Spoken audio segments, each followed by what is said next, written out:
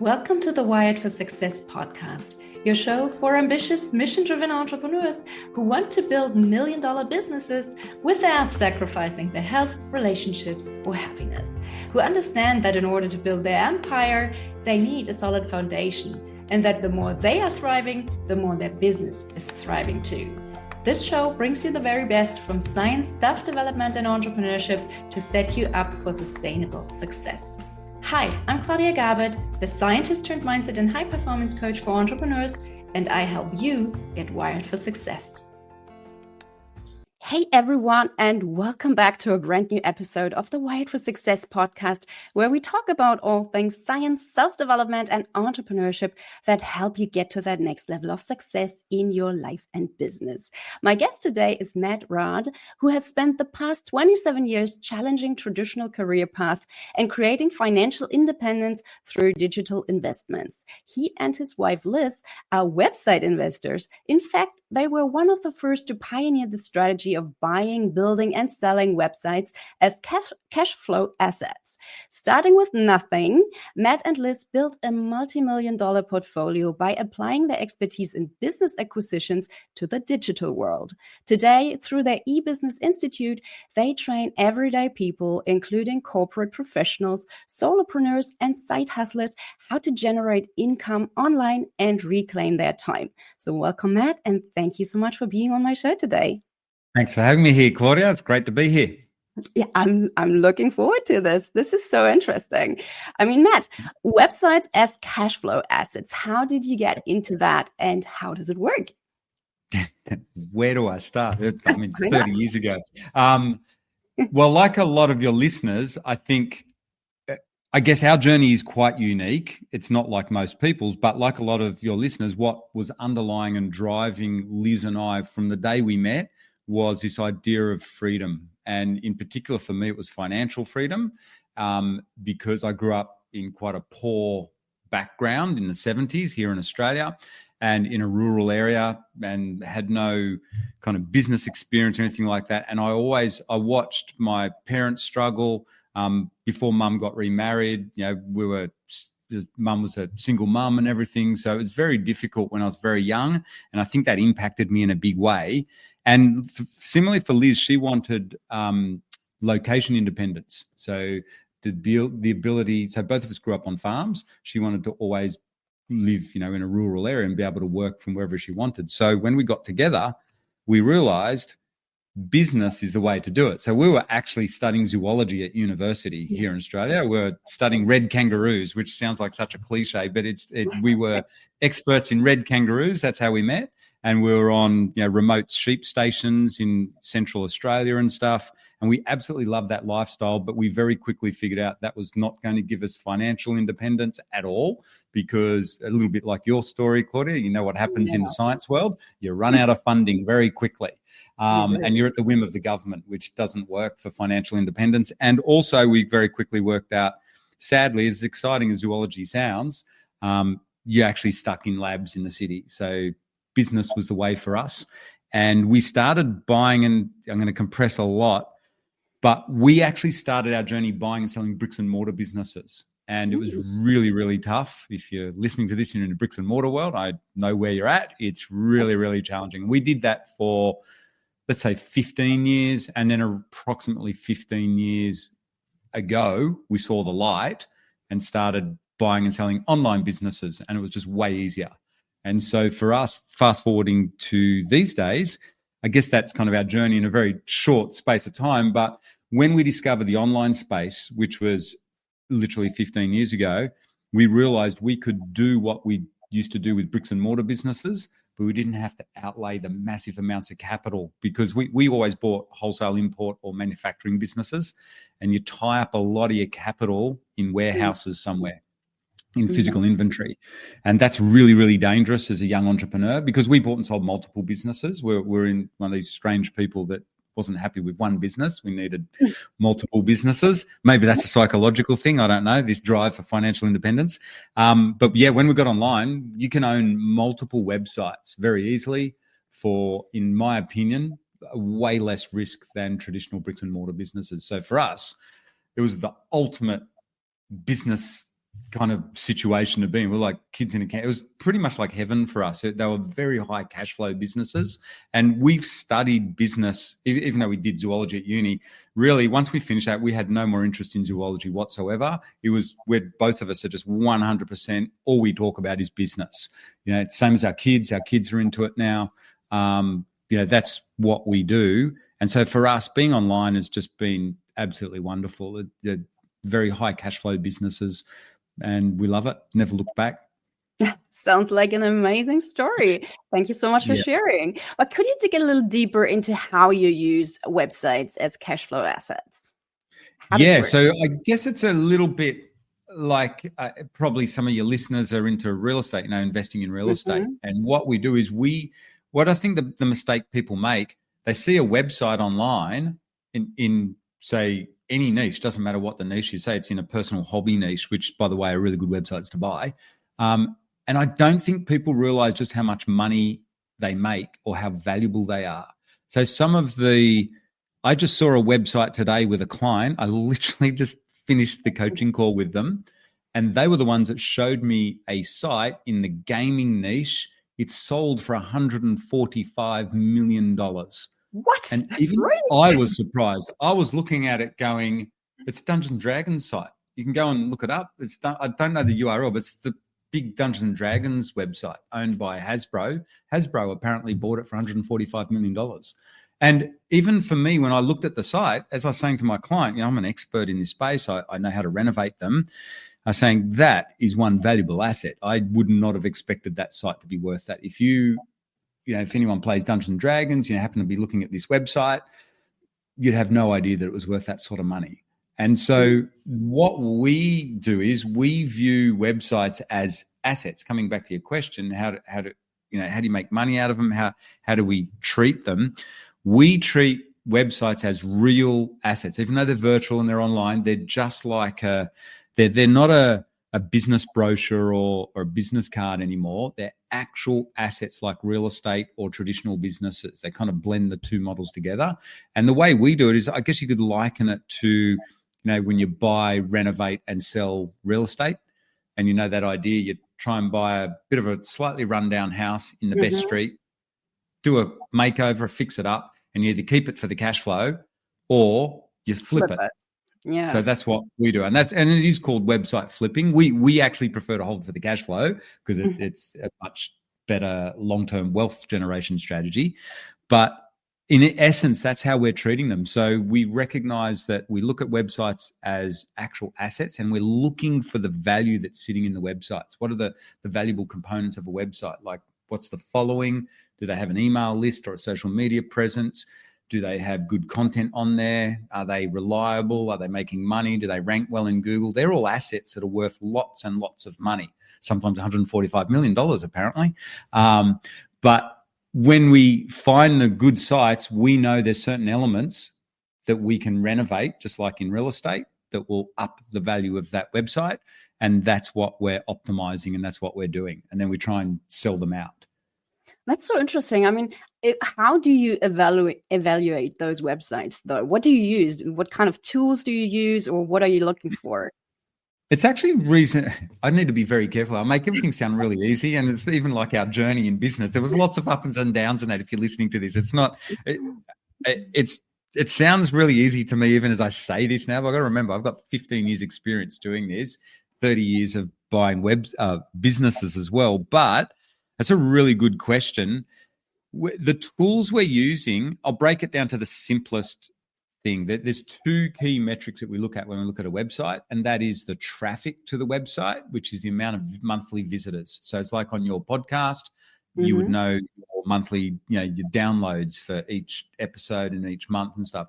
On a website, it's exactly the same. We're looking at, that's our key metric, the traffic, and where's that traffic going, and how long do they spend on the website. And that's a free tool that measures that. It's called Google Analytics. Pretty much every website in the world would have it. And if the website doesn't have Google Analytics on it, I wouldn't touch it, because it's 100% accurate. It tracks literally every single click to the website. So that's the number one tool that we use.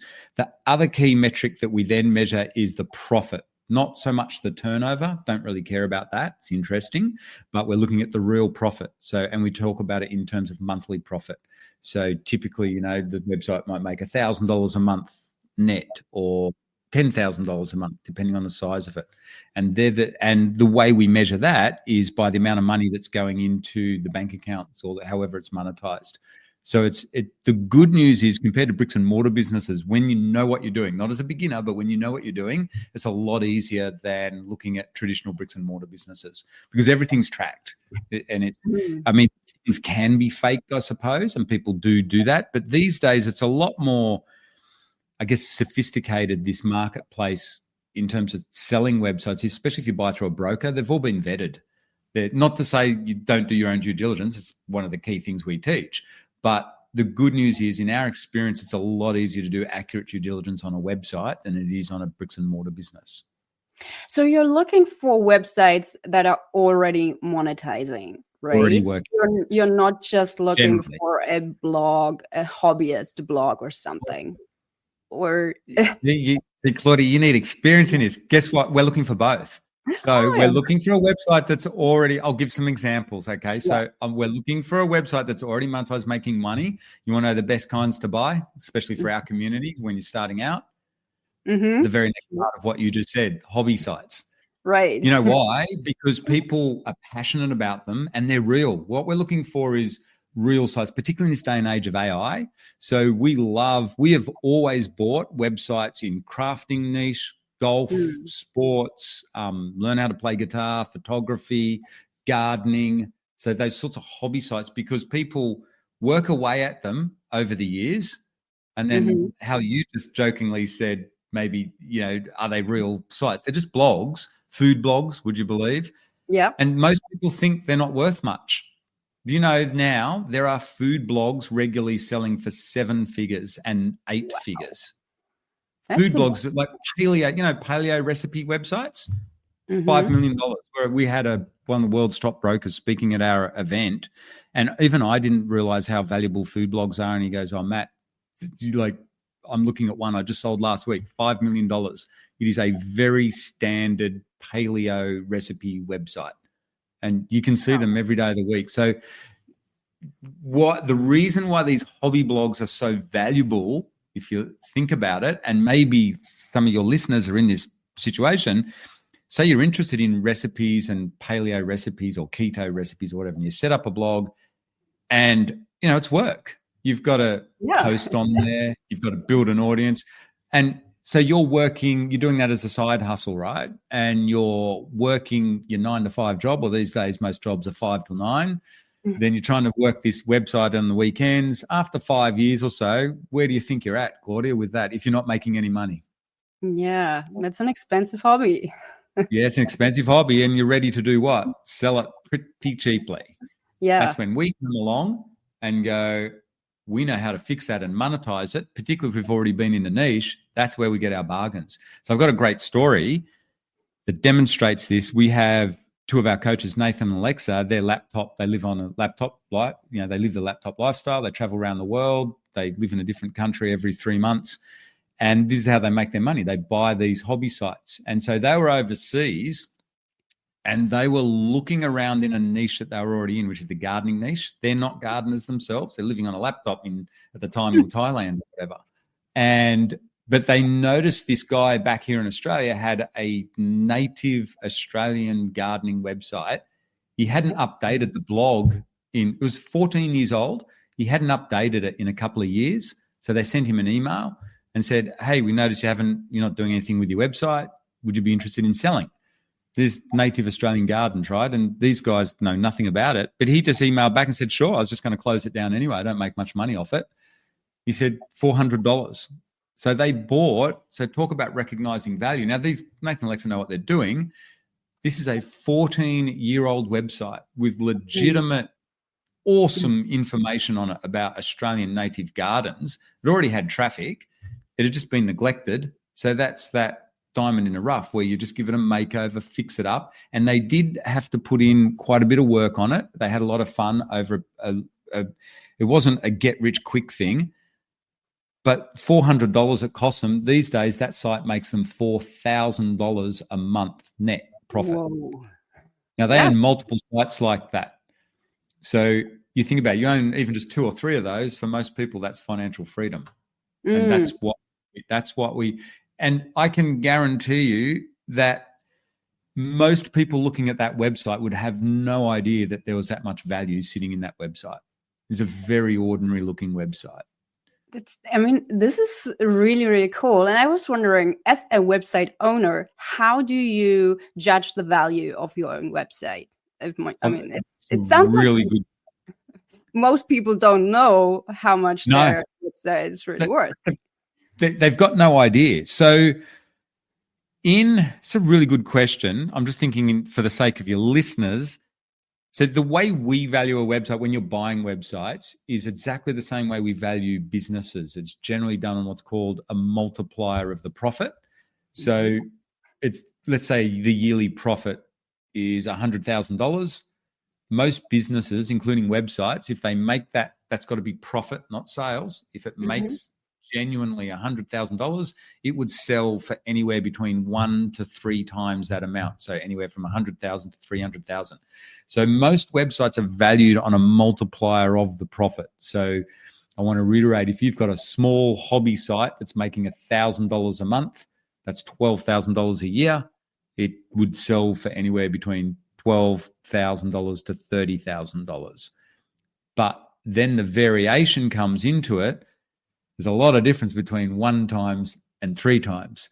Yeah. And that's when we've got to start looking at what are the real assets here. And the assets of your website can be, a lot of people don't realize just how valuable they are. If they're in a hobby niche, they can be incredibly valuable because certain niches are really popular.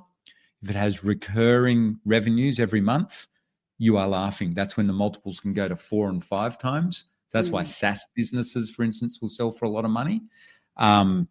Which is software as a service. So so the more recurring and reliable the monthly revenues are, the value goes up.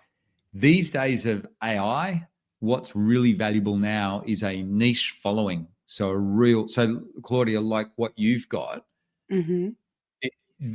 your business may not necessarily be valued so much on the net profit, because you've got such a targeted audience and a very strong, loyal following. People are following on the podcast. Imagine if that was on a website and you had social media accounts with it and you had just a big following for that. That can up the value quite a lot to a higher end buyer, because traffic these days is worth the big, big money, particularly in this day and age of AI and all the Google updates. People want to get their traffic off Google. So if you've got lots of traffic, that can be worth a lot of money. And in particular, a really sticky email list. That is gold. That's what we're aiming for. If you want to renovate a website, you want to put an email list on it or a community of some kind. That's in AI age, that's what's worth the money. And also genuine content, helpful content. Yeah. So there's a lot of other assets too. Like I mentioned with that Nathan and Alexa's gardening site.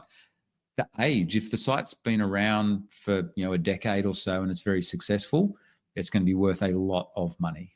And if the traffic's consistent. So that's a brief rundown of some of the things we look at in due diligence and how we would value a website. And if you said, for instance, if you bought one of those hobby sites that is not monetized yet, what would you do to generate more traffic and to monetize it and to make your strategy work? Good, because see, you're thinking this through. You're asking me the hard questions. All right, we're going through our whole strategy here. This is cool. There's a lot. This is fun. There's a lot we could do. How long do we have? This is our specialty. We love this sort of stuff. That's where you can obviously get a bargain because there's no profit. I will point out that's like Nathan Alexa's with the gardening site. He wasn't making any money, so he sold it for $400. So because if it's not making money, it's not going to sell for much. So when you know what you're doing, that's exciting. To monetize those sites, typically what we do is we put on either ads, or these days we love direct sponsorship ads.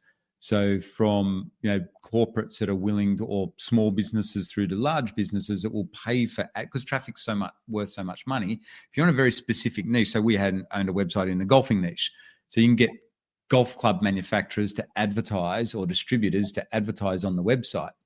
So you can do it that way. Even if you've got a really small website, they will pay to do that. Or you can put traditional Google ads on there. You can also put affiliate offers on there, so you get a commission when someone clicks on the link. And they might the easiest way is Amazon, but the commissions are really low with Amazon, so they're only 4 or 5%. So the good thing is, what a lot of our students have had some massive wins is by going direct to the manufacturers of the equipment and seeing if they've got an affiliate program. So another client of ours, Lisa, she bought a very simple little affiliate site in the health niche that was recommending health equipment, and they're like $500 a piece, and they're on Amazon, and that wasn't making very much money. It was making like $500 a month or something like that when she bought it. And she renovated it. And the main way she improved the monetization was she grew the site, and as it grew and got more traffic, she started to do individual deals with the manufacturers of these health training equipment. And instead of getting affiliate commissions off Amazon of 4 and 5%, she was getting affiliate commissions anywhere from 15% to 20%. So that site, she had 27, her record, I think, was, she said it at one of our live boot camps, $27,000 in 1 month. She made nice. it cost her $2,000. Yeah. And then that's just before Christmas, when everyone wants to get fit, and just after Christmas. And then the rest of the year it drops off again, and it goes down to, it was still like making $10,000 a month on autopilot. Pretty cool. Not too shabby. Not too shabby. So monetizing is a lot of fun. Basically, you look around for, if you're listening to this and you've got a website with lots of traffic and you're not making much money off it, get in, just at the very least, put affiliate links on there. Find affiliate programs. Just Google your topic plus affiliate offers, and you'll see all the affiliate links affiliate offers will be there. Hopefully that's not too advanced for anyone listening to this. No, I don't think so. I think the most difficult problem is probably just to get the traffic to the website. Do you have any special tips for that?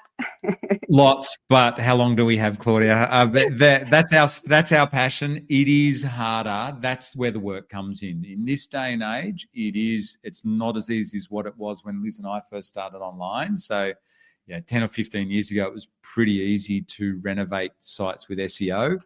There is more work to it, but that's why, and I do want to reiterate this, that's why traffic is worth so much money now. So the real sites with real traffic are very, very valuable assets. And that's why I think we're seeing these food blogs. Got to admit, it still does amaze me that I know some of the, I'm not allowed to say the names of them, but some of the food blogs that have sold for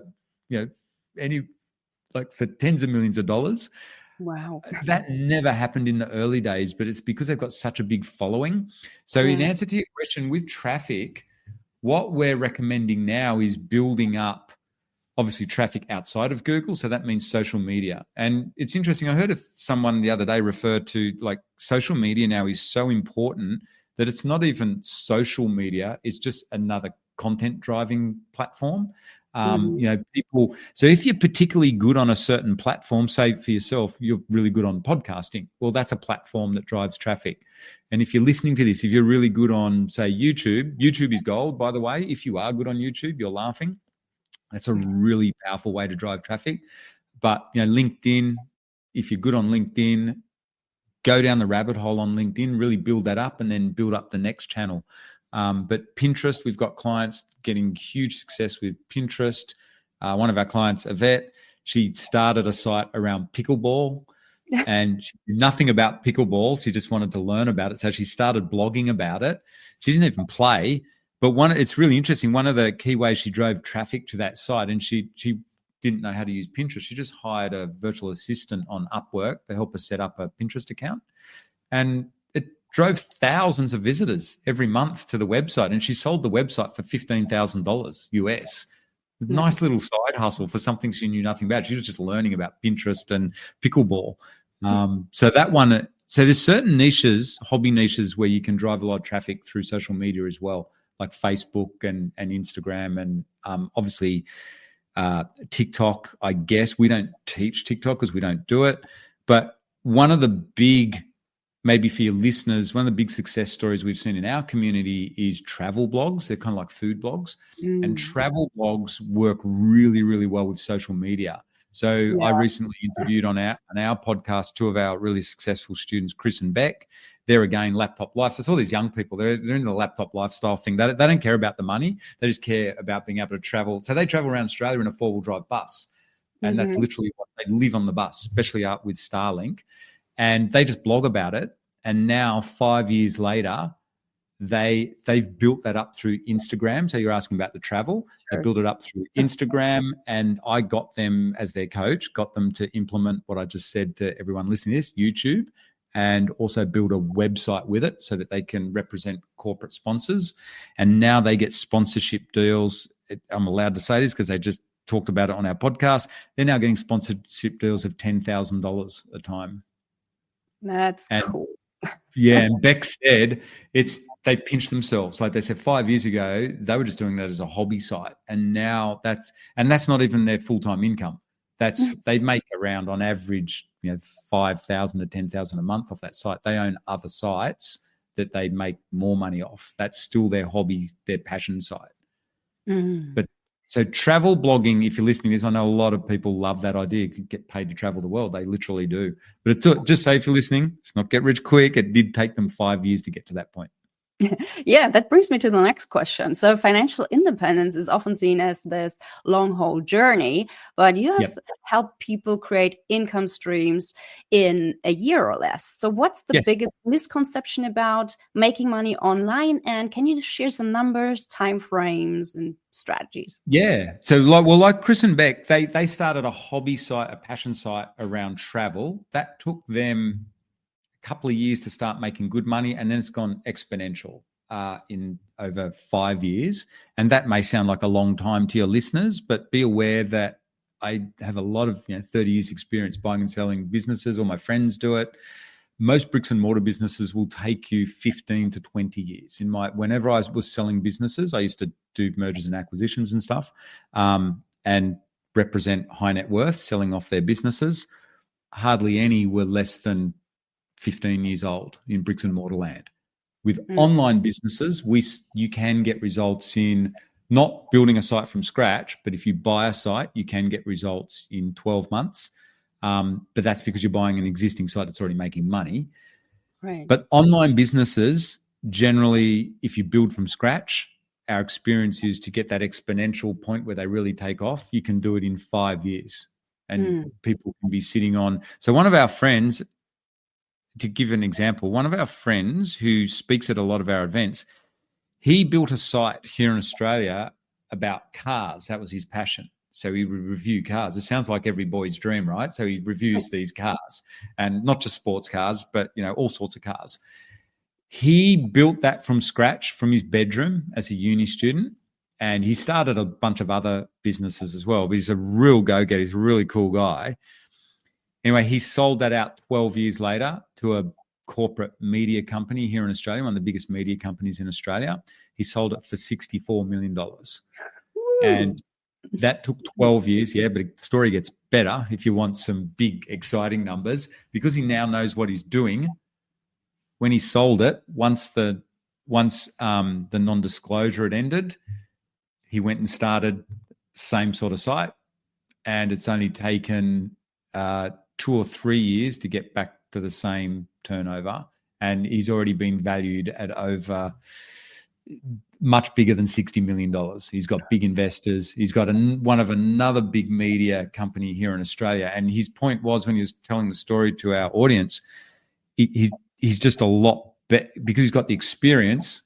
He found with an online business, he could grow the next one just so much quicker than a traditional bricks and mortar business ever could. So because online space, if you're listening to this and you're from the bricks and mortar world, you got to realize the biggest advantage of online businesses are they're hugely leveraged. They work 24/7.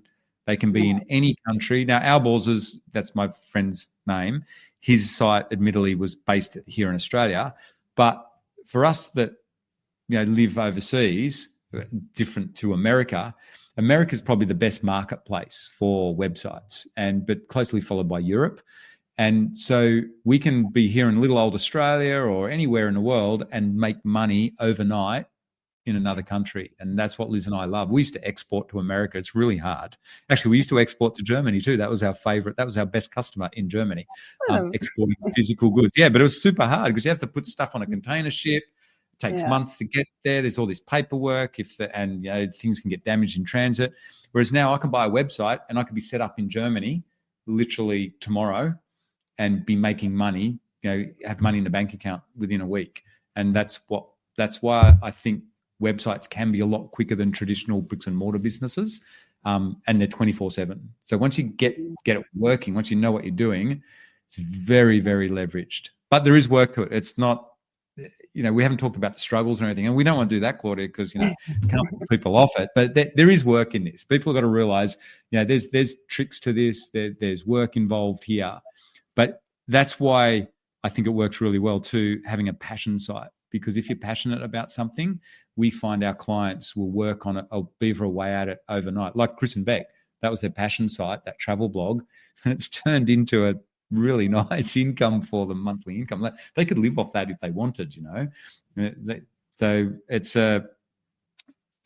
did I answer the question? What was the question? Oh, what are the numbers? How long does it take? Yes. It takes more. It's in our experience, for beginners learning this, it takes more than a year. Yeah, that makes sense. You already know what you're doing. If you're experienced, so no pressure on you, but you work online, you're experienced, no excuses. You, Claudia, could probably do it under a year, but someone that's never been online before, so that's my world. We love helping total beginners who've never done this before. And that's why it generally takes them longer, because there's a technical knowledge that they need to learn first. And that's the tricky bit. Yeah, sure. That totally makes sense. And I do want to talk about the struggles, because we don't want to. Everything's perfect. We live in Australia. The sun's out every day of the year. It's just perfect. There are literally, I have kangaroos just outside our office here. But what are so fire away. What are the questions around the struggle? What was maybe the low point in your journey? Was there a day where you felt like, oh my God, this is not working? Yep. Heaps of times, all the time. And we do a lot of mindset work, Liz and I, together. Luckily, we're coaches as well, and we coach. So we've got a lot of experience coaching people over the years. I used to work with a lot of high net worths and helping them. And now we help in the online space. We help a lot of people who are burnt out. And so mindset's super important. And for Liz and I, we've gone through lots of very, very challenging periods in business. I will say, and again, I know I'm sounding very biased towards online business, but I've got to say the most scary moments for me personally in business have been from the bricks and mortar world, not from online businesses. So we've nearly been bankrupt a few times. I don't think Liz would even have realized that. We were literally that close. And if you're listening to this, I'm holding up my fingers and putting them very close together, because we had all our net worth tied up in warehouses. And literally, if there were delays with shipping or transport or whatever, or we owned a manufacturing business and wholesale import businesses, if there were problems with stock, physical inventory, you've got to throw it away. As young entrepreneurs, we had everything tied up with the banks. We're in huge debts. And with bricks and mortar business, you've got to outlay a lot of money, especially if you've got staff and things as well. And there were some very, very scary times there. Also, Liz and I will say, were when we were younger, especially before our kids came along, were big risk takers. So we geared right up to do things, and you can live. It's not what I would recommend at all. Anyone that hangs around us now in our community knows we're all about, like one of our mentors said to us, get your cash flow sorted first. And we're all about going debt free. I don't like debt anymore. It is very scary. So that's I guess impacted us. And luckily, we decided to get out of all debt before the last recession here in Australia. We called it the GFC, in 2008. Mm-hmm. And that's luckily coincided with precisely the time when we started online and we had a family, and it was perfect. So it was the best move we have ever done. Up until then, things are pretty scary debt-wise. And I know, it's hard. A lot of people are in debt as real estate investors, and they take on a lot of debt there. I think that's very high risk as well, unless you know what you're doing. So we're like Warren Buffett. We are, and luckily we hung around some very successful business owners that showed us, hey, high cash flow businesses are the way to go. But with online businesses, I think the scary points are when like there's a Google update and you lose the traffic on your website. Right. That's probably, I've got to say, or your affiliate commissions get cut. So I remember we had a site that was making us, how much did that site make? I think it was around $1,000 a day. This site was making off a particular affiliate offer in America. This was quite a few years ago, and we're really excited about it. There's a lot of work that had to go into it. There was a technical side to the site, but we're really enjoying it. But then the affiliate commissions, they changed the program and just disappeared overnight. Gone. Yeah. But come on. But when you think about it, because it's such high cash flow, ultimately it didn't matter. We still were okay. What it taught us, that lesson. At first it was kind of devastating. It was pretty, because we built it up. We'd done really well. We bought it cheap, the website. We built up the income to literally $1,000 a day. And that was the first time we were hitting $1,000 days. And, you're seeing the money come into your bank account. That's pretty exciting. And we're thinking, okay, we are on here. And then to see it all go, that was a very low point. But compared to bricks and mortar world, what we learned was when we sat back, we went, hang on a minute, we didn't lose any money. In fact, we actually made tons of money. It's just that it's not there anymore. Like it's not continuing. So we did, whereas in bricks and mortar world, if you lost a lot of money, you can go out backwards with your business because typically it's hundreds of thousands or millions of dollars out there. So for us, that was really cool. We realized, hang on, these things are light and easy assets. They're really easy. And, it's easy to close down websites if you're not happy with it. It's easy to sell them if you're sick of them. Just sell them off cheap. Doesn't matter. It's not like bricks and mortar world. You can't easily sell a business. They can, especially in a recession, bricks and mortar businesses are very difficult to sell. Websites, easy. There's always someone wanting to buy a cash flow website. Yeah. I think the algorithm changes. Yeah, sorry. The algorithm. The algorithm changes are what's most scary, right? I mean, I've known people who've built their entire business model on Facebook and then their account got shut down from one day to the next. And it's like, boom. And that's what happened with us. This happened for us. That's happened multiple times across multiple websites. That was the first big one that really shocked us to suddenly. But we realized, it didn't bankrupt us. It didn't, we still ended up making lots of money out of it.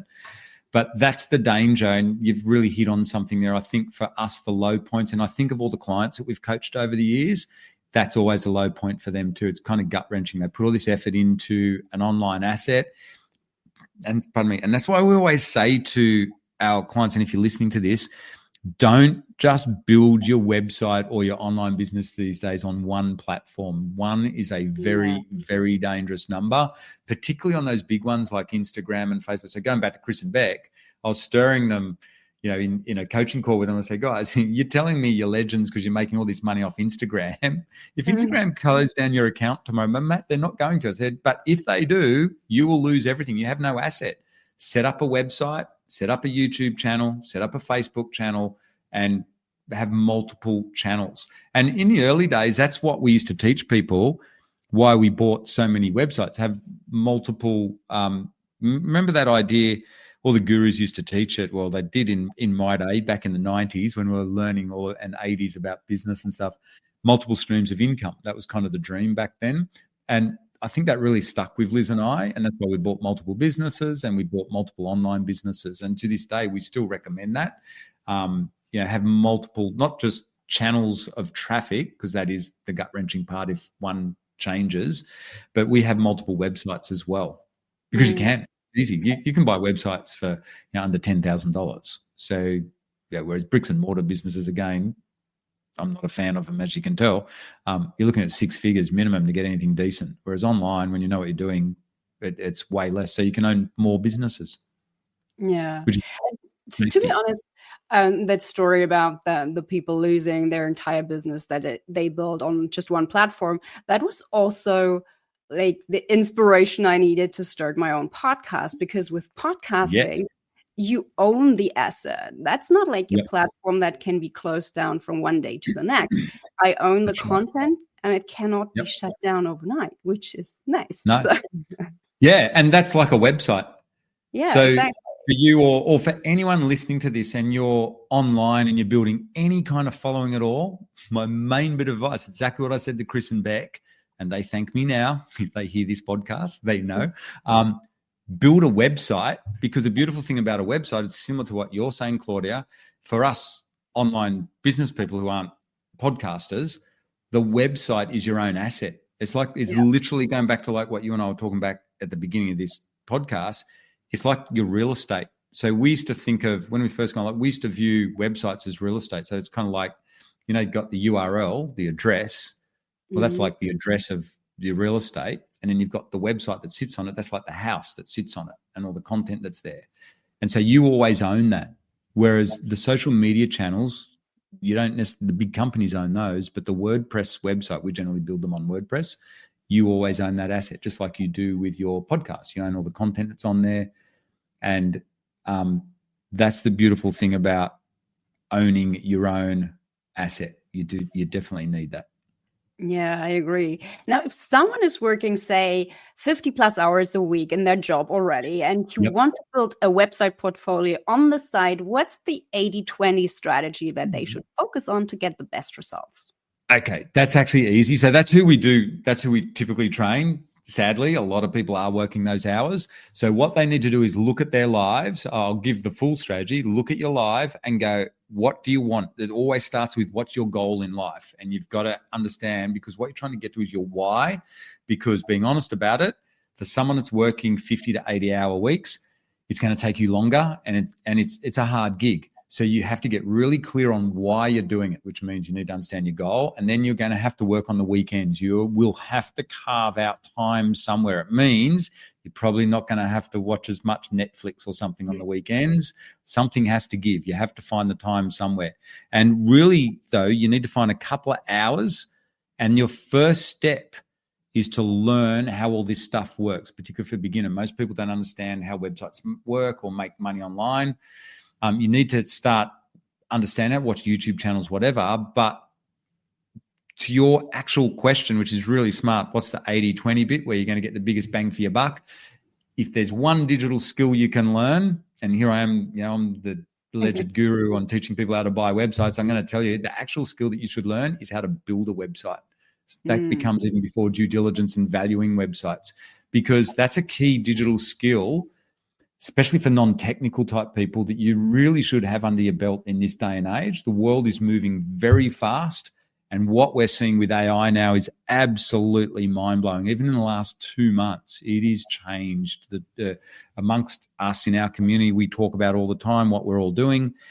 It's just getting so much better. But the fundamental skill that ties everything together with what we're doing, especially if you want to own a portfolio of websites, you've got to understand how to build a website yourself. Don't try and outsource it. You can later. You don't. I'm not saying you build all the websites yourself all the time, but you've got to get your hands dirty and understand how that works, so that it connects in your mind when you're looking at those, you know, neglected gardening sites. You know what work you need to do on it, or your team will do on it physically to fix that site up. And the only way you learn, or the quickest way we've seen in our community, is to get people to learn how to build a website first. Plus, it's a lot of fun. And you'll know how to outsource each better. Then you outsource everything out of that after that. And then after that, can I go into step 2 is learn how to do due diligence and value websites. It's a golden ticket. Once you can do that, you're set for life. Sounds good to me.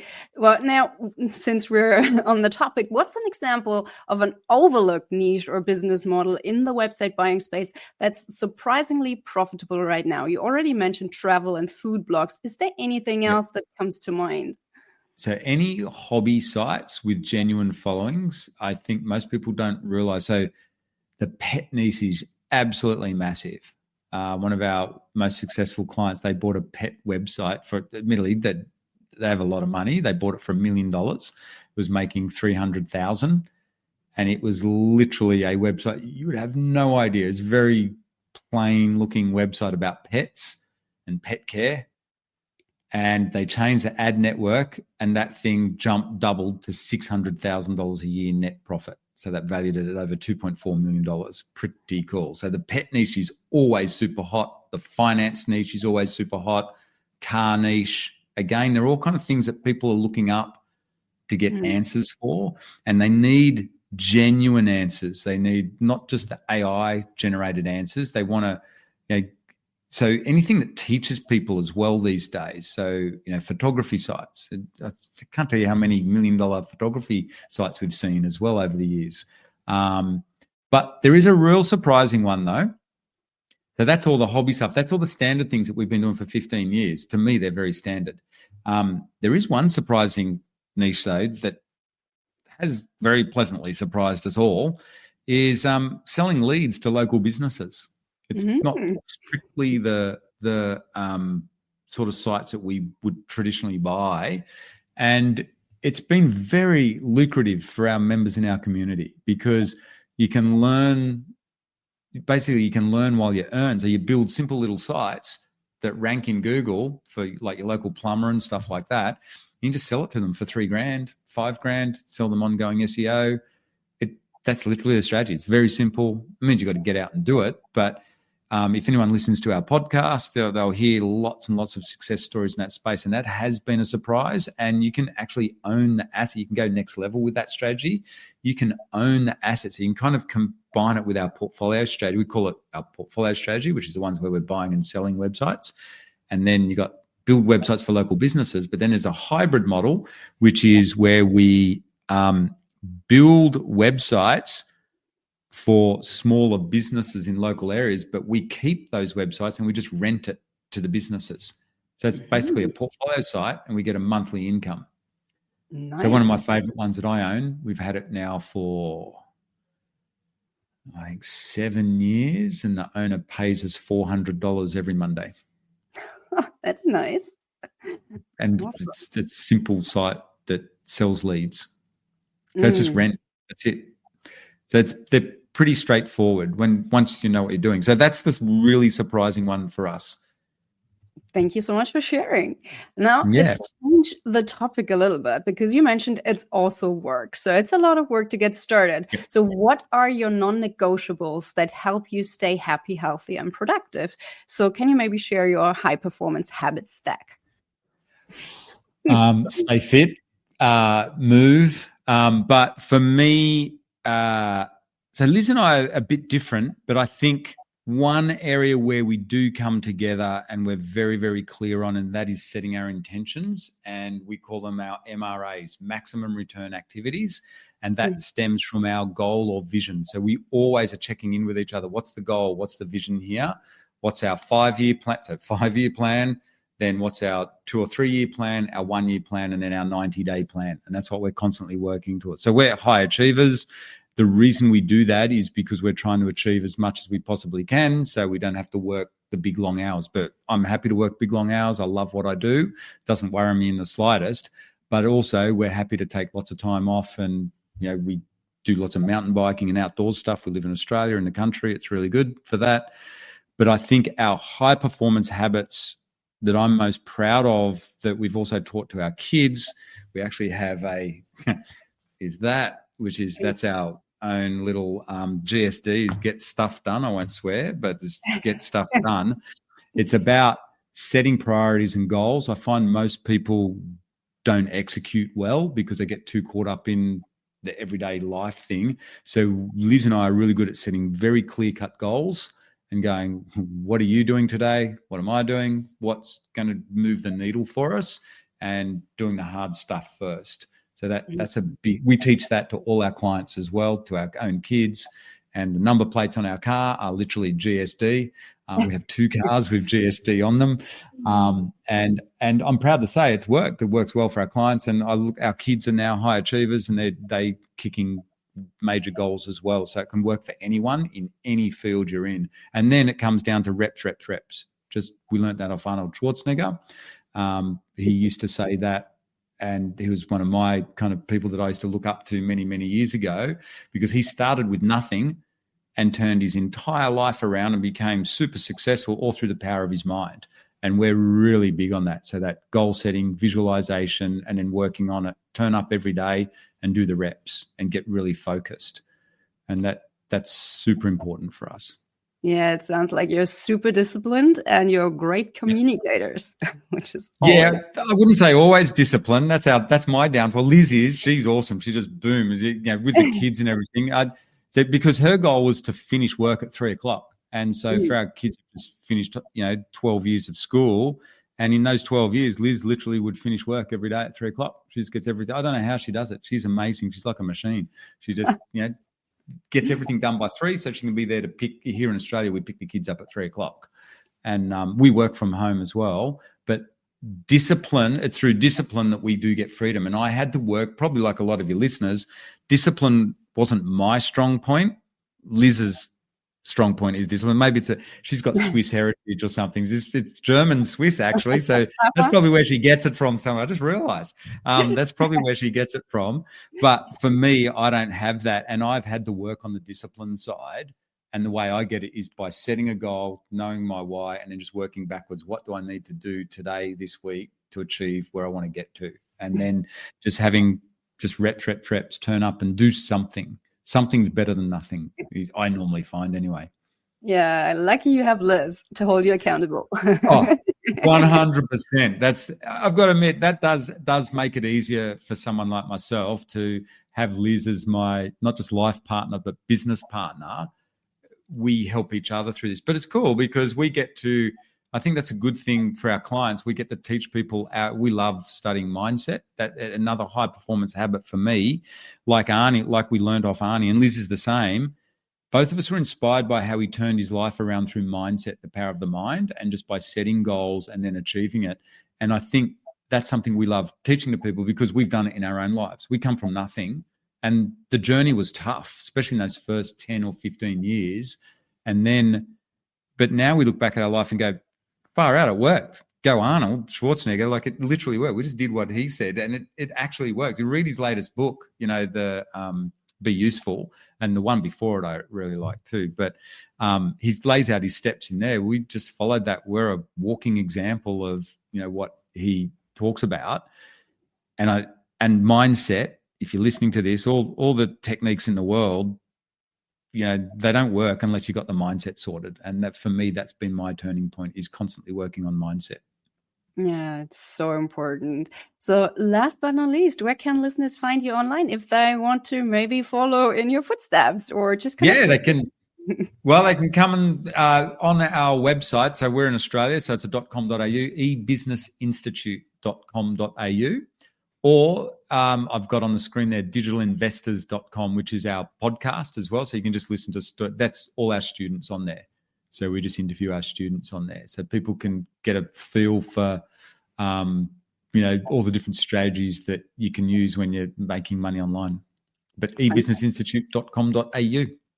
Fantastic. Matt, thank you so much for sharing all those tips and insights with us today. I really appreciate it. This was fun, and I'm sure our listeners will enjoy it too. Awesome. Thanks so much, Claudia, for having me on. Keep up the great work. Take care and talk soon. Bye. Thank you.